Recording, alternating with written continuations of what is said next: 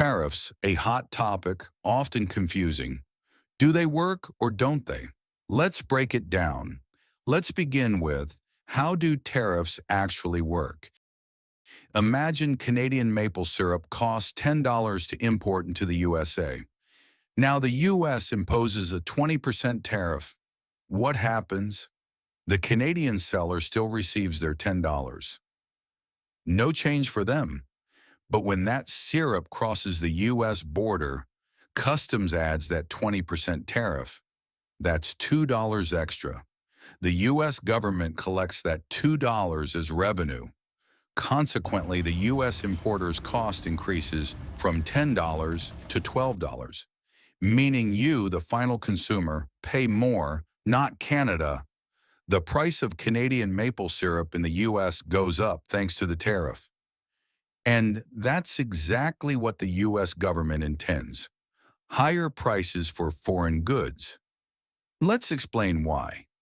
If the price of foreign goods increases in the US market, consumers are less likely to buy imported products like Canadian maple syrup and more likely to purchase domestically produced goods.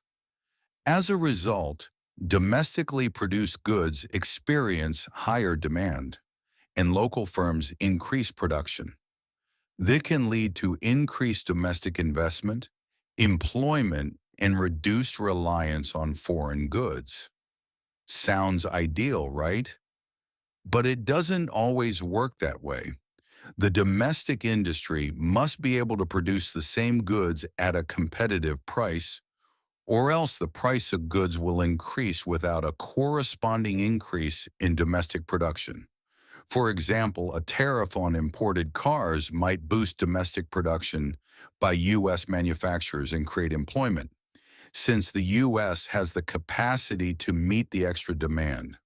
On the other hand, Canada produces 71% of the world's maple syrup due to its favorable environment. If the U.S. attempts to increase its maple syrup production by imposing a tariff on Canada, it likely won't work, as the U.S. lacks the geographical capacity to produce such a large volume. Another crucial factor is retaliation. If you impose tariffs on another country's goods, that nation might impose counter tariffs in response. In that case, the benefits of the original tariffs could be completely negated. In summary, tariffs can be effective, but the policy must carefully consider several factors: what goods are tariffed, on whom the tariff is imposed, and whether the domestic industry can meet the increased demand. Imposing a blanket tariff on all goods is rarely a beneficial strategy. Subscribe for future videos.